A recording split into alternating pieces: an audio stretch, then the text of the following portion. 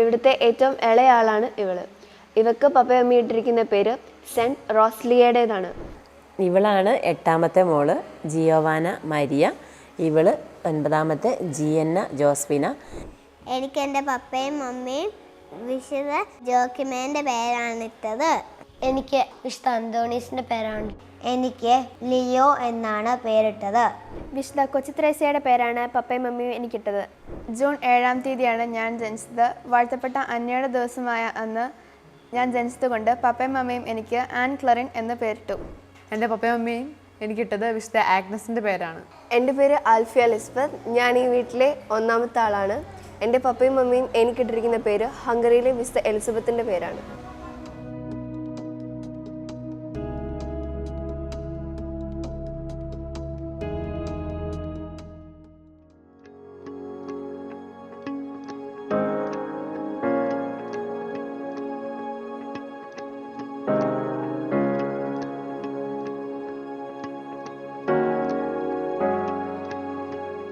എൻ്റെ പേര് സന്തോഷും ഇവളുടെ പേര് രമ്യ എന്നുമാണ്. ഞങ്ങളുടെ പേര് ഞങ്ങൾ ആർക്കും ഇട്ടിട്ടില്ല.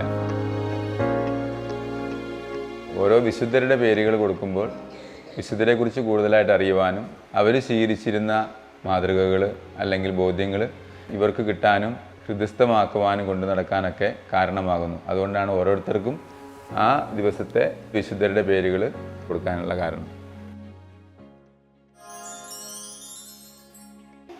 ഇവളുടെ പേര് ഹന്ന റോസ്ലിയ. ഇവിടുത്തെ ഏറ്റവും ഇളയാളാണ് ഇവള്. ഇവക്ക് പപ്പയമ്മ ഇട്ടിരിക്കുന്ന പേര് സെന്റ് റോസ്ലിയയുടേതാണ്. 1130 ഒരു പ്രഭുകുടുംബത്തിൽ ജനിച്ച ആളായിരുന്നു സെന്റ് റോസ്ലിയ. പ്രഭുകുടുംബത്തിൽ ജനിച്ചിട്ടും അതെല്ലാം ഈശോയ്ക്ക് വേണ്ടി ഉപേക്ഷിച്ച് ഒരു ഗുഹയിൽ പോയി ഈശോയ്ക്ക് വേണ്ടി ജീവിച്ചു മരിച്ച വ്യക്തിയാണ് സെന്റ് റോസ്ലിയ. വിശുദ്ധ റോസ്ലിയയോട് പ്രാർത്ഥിച്ചാൽ പകർച്ചവ്യാധികളിൽ നിന്നുള്ള സംരക്ഷണം നമുക്ക് ലഭിക്കുമെന്ന് സഭയിൽ ഒരു വിശ്വാസമുണ്ട്. ഇവര് ഈശോ ഞങ്ങൾക്ക് നൽകിയ 8ാമത്തെയും 9ാമത്തെയും മക്കളാണ്. ഇവളാണ് 8ാമത്തെ മോള് ജിയോവാന മരിയ. ഇവള് 9ാമത്തെ ജിയന്ന ജോസ്ഫിന. ഇവർ സെപ്റ്റംബർ 26-ാം തീയതിയാണ് ജനിച്ചത്. അന്ന് പോൾ 6-ാമൻ മാർപ്പാപ്പയുടെ ജന്മദിനമാണ്. പോൾ 6-ാമൻ മാർപ്പാപ്പയുടെ പഴയ പേര് ജിയോവാനി മോണ്ടിനോ ബറ്റിസ്റ്റോ അന്റോണിയോ മരിയ എന്നാണ്. അപ്പോൾ അതുകൊണ്ട് ജിയോവാന മരിയ എന്നൊരാൾക്കും ഗർഭിണികളുടെ മധ്യസ്ഥയായ ജിയാന ബൊറത്ത മൊള്ളയുടെ പേരായ ജിയന്നയും ഒരാൾക്ക് പേരിട്ടു. ഞാൻ ഈ വീട്ടിലത്തെ 7ാമത്തെ ആളാണ്. എനിക്ക് എൻ്റെ പപ്പയും മമ്മിയും വിശുദ്ധ ജോക്കിമേൻ്റെ പേരാണിട്ടത്. ജോക്കിമയ്ക്ക് ചെറുപ്പത്തിലെ തന്നെ സിസ്റ്റർ ആണെന്ന് വലിയ ആഗ്രഹം ഉണ്ടായിരുന്നു. പക്ഷേ അത് സാധിച്ചില്ല. കുറേ നാൾ കഴിഞ്ഞിട്ടാണ് ജോക്കിമയ്ക്ക് സിസ്റ്റർ ആകാൻ സാധിച്ചത്.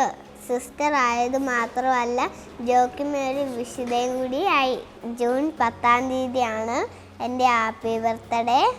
അന്നാണ് വിശുദ്ധ ജോക്കിമയുടെ തിരുനാൾ. ഞാൻ ഈ വീട്ടിലെ 6ാമത്തെ ആളാണ്.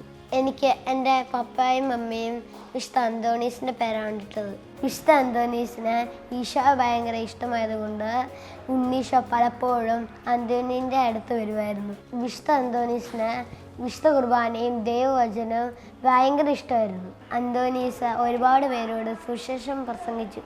അതുകൊണ്ട് അന്തോണീസിൻ്റെ നാവ് ഇന്നും അഴുകിയിട്ടില്ല. ഞാൻ ഈ വീട്ടിലത്തെ 5ാമത്തെ ആളാണ്.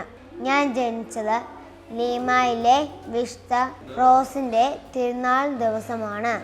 അതുകൊണ്ട് തന്നെ എനിക്ക് പപ്പയും മമ്മയും ലിയോ എന്നാണ് പേരിട്ടത്. റോസയുടെ ശരിക്കുമുള്ള പേരായിരുന്നു ഇസബെല്ല. റോസാപ്പൂ പോലെ സുന്ദരിയായിരുന്നു ഇസബെല്ല. അതുകൊണ്ട് തന്നെ ഇസബെല്ലിനെ എല്ലാവരും റോസ എന്ന് വിളിക്കാൻ തുടങ്ങി. റോസയ്ക്ക് ഈശോയെ ഒത്തിരി ഇഷ്ടമായിരുന്നു. അതുകൊണ്ട് റോസ ഒരു സിസ്റ്ററായി കഴിഞ്ഞപ്പോൾ റോസ ഒരു രോഗിയായി തീർന്നു. അങ്ങനെ സഹിച്ച് റോസ മരിച്ചു. പിന്നീട് റോസ ഒരു വിശുദ്ധയായി. ഞാൻ ഈ വീട്ടിലെ 4ാമത്തെ ആളാണ്. എൻ്റെ പേര് അസിൻ തെരേസ്. ലോകം മുഴുവനുള്ള വിശ്വാസികൾ അറിയപ്പെടുന്നതും സ്നേഹിക്കപ്പെടുന്നതുമായ വിശുദ്ധ കൊച്ചിത്രേസ്യയുടെ പേരാണ് പപ്പയും മമ്മിയും എനിക്കിട്ടത്. കൊച്ചിത്രേസ്യയ്ക്ക് ചെറുപ്പം മുതലേ ഈശോയോട് ഭക്തിയും സ്നേഹവും ഉണ്ടായിരുന്നു. വളരെ സിമ്പിളായി എങ്ങനെ ഈശോയെ സ്നേഹിക്കാമെന്ന് നമുക്ക് കാണിച്ചു തന്ന വിശുദ്ധയാണ് വിശുദ്ധ കൊച്ചുത്രേസ്യ. കൊച്ചുത്രേസ്യയുടെ വലിയൊരാഗ്രഹം ഒരു സിസ്റ്ററായി ലോകമെമ്പാടും പോയി സുവിശേഷം പ്രഘോഷിക്കണമെന്നായിരുന്നു. സിസ്റ്ററായി വളരെ ചെറുപ്പത്തിൽ തന്നെ കൊച്ചുത്രേസ്യ ഒരു ക്ഷയരോഗിയായി മാറി. 24-ാം വയസ്സിൽ അവൾ ലോകത്തോട് വിട പറഞ്ഞു.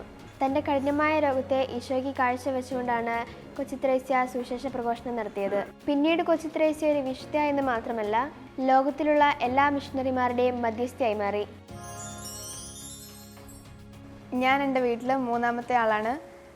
ജൂൺ 7-ാം തീയതിയാണ് ഞാൻ ജനിച്ചത്. വാഴ്ത്തപ്പെട്ട അന്നയുടെ ദിവസമായ അന്ന് ഞാൻ ജനിച്ചതുകൊണ്ട് പപ്പയും അമ്മയും എനിക്ക് ആൻ ക്ലറിൻ എന്ന് പേരിട്ടു. വാഴ്ത്തപ്പെട്ട അന്ന 1549 ഒക്ടോബർ 10 സ്പെയിനിലെ ആവിലായിലാണ് ജനിച്ചത്. 1570 അമ്മ ത്രേസ്യ ആരംഭിച്ച നവീകരണ മഠത്തിലായിരുന്നു അന്ന ചേർന്നത്. വ്രതവാഗ്ദാന ശേഷം 1612 ആയ സമയം ആൻവേഴ്സായിൽ ഒരു മഠം ആരംഭിക്കുന്നതിനായിട്ട് അന്ന അങ്ങോട്ട് പുറപ്പെട്ടു. തുടർന്ന് അന്ന ആരംഭിച്ച മഠത്തിലായിരുന്നു അവളുടെ അവസാനത്തെ 14 വർഷവും അവൾ ചെലവഴിച്ചത്. പിന്നീട് 1626 പരിശുദ്ധത്രിത്വത്തിൻ്റെ തിരുനാൾ ദിനമായ ജൂൺ 7-ാം തീയതി അവൾ ലോകത്തോട് വിട പറഞ്ഞു. 1917 ആയപ്പം മെയ് 6-ാം തീയതി ബെനഡിക്റ്റ് 15-ാമൻ മാർപ്പാപ്പ അന്നയെ വാഴ്ത്തപ്പെട്ടവളായി പ്രഖ്യാപിക്കുകയുണ്ടായി. ജൂൺ 7-ാം തീയതി വാഴ്ത്തപ്പെട്ട അന്നയുടെ മരണത്തെ അനുസ്മരിച്ചുകൊണ്ട് ഇന്നും കത്തോലിക്ക സഭ വാഴ്ത്തപ്പെട്ട അന്നയുടെ തിരുനാൾ കൊണ്ടാടുന്നു.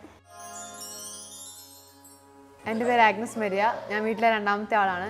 എൻ്റെ പപ്പയും അമ്മയും എനിക്കിട്ടത് വിശുദ്ധ ആഗ്നസിൻ്റെ പേരാണ്. വിശുദ്ധ ആഗ്നസ് AD 291 റോമിൽ ജനിച്ച ഒരു വിശുദ്ധയായിരുന്നു. വളരെ ചെറുപ്പത്തിൽ തന്നെ അവൾക്ക് നല്ല ദൈവവിശ്വാസവും ധൈര്യവും ഉണ്ടായിരുന്നു. ക്രിസ്ത്യാനികൾ പീഡിപ്പിക്കപ്പെട്ടിരുന്ന കാലമായിരുന്നിട്ടും വിശുദ്ധ ആഗ്നസ് തൻ്റെ വിശ്വാസം ഉപേക്ഷിക്കാൻ തയ്യാറായിരുന്നില്ല. അങ്ങനെ കൗമാരത്തിൽ തന്നെ ഏതാണ്ട് 13 വയസ്സുള്ളപ്പോൾ അവൾ രക്തസാക്ഷിയായി തീർന്നു. ആദിമസഭയിൽ ഏറ്റവും ആദരിക്കപ്പെടുന്ന രക്തസാക്ഷികളിൽ ഒരാളാണ് വിശുദ്ധ ആഗ്നസ്. സഭ എല്ലാ വർഷവും ജനുവരി 21 വിശുദ്ധയുടെ തിരുനാളായി ആഘോഷിക്കുന്നത്. വിശുദ്ധ ആഗ്നസ് എന്നെ പഠിപ്പിക്കുന്നത് എത്ര ബുദ്ധിമുട്ടുള്ള സാഹചര്യമാണെങ്കിലും വിശ്വാസം കൈവിടരുത് എന്ന സത്യമാണ്. എൻ്റെ പേര് ആൽഫിയ ലിസ്ബത്ത്. ഞാൻ ഈ വീട്ടിലെ 1-ാമത്തെ ആളാണ്. എൻ്റെ പപ്പയും മമ്മിയും എനിക്കിട്ടിരിക്കുന്ന പേര് ഹംഗറിയിലെ വിശുദ്ധ എലിസബത്തിൻ്റെ പേരാണ്.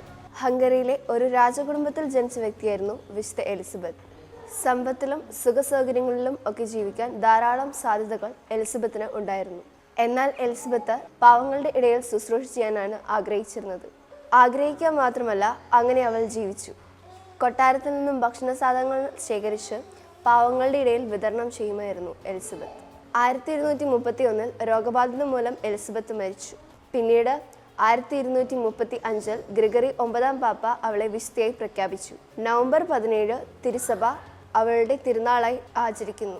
വിശുദ്ധ എലിസബത്തിനെ കുറിച്ച് ആലോചിക്കുമ്പോൾ എൻ്റെ മനസ്സിലേക്ക് വരുന്നത് പൗലോസ്ലീഹ പറഞ്ഞ ഒരു വാക്യമാണ്: പ്രവർത്തികൾ കൂടാതുള്ള വിശ്വാസം അതിൽ തന്നെ നിർജീവമാണ്. വിശുദ്ധരുടെ പേരുകൾ ഇവർക്ക് കൊടുക്കുമ്പോൾ വിശുദ്ധരുടെ ഒരു മാധ്യസ്ഥം എപ്പോഴും ഇവരുടെ ജീവിതത്തിൽ ഉണ്ടാവും. ഈ കാലഘട്ടത്തിൽ നമ്മൾ പിള്ളേർക്ക് പല പേരുകൾ ഇടുന്നുണ്ട്. എങ്കിലും വിശുദ്ധരുടെ പേരുകൾ തന്നെയാണ് അവർക്ക് ഏറ്റവും ഉചിതം എന്നാണ് ഞങ്ങൾക്ക് മനസ്സിലായിട്ടുള്ളത്.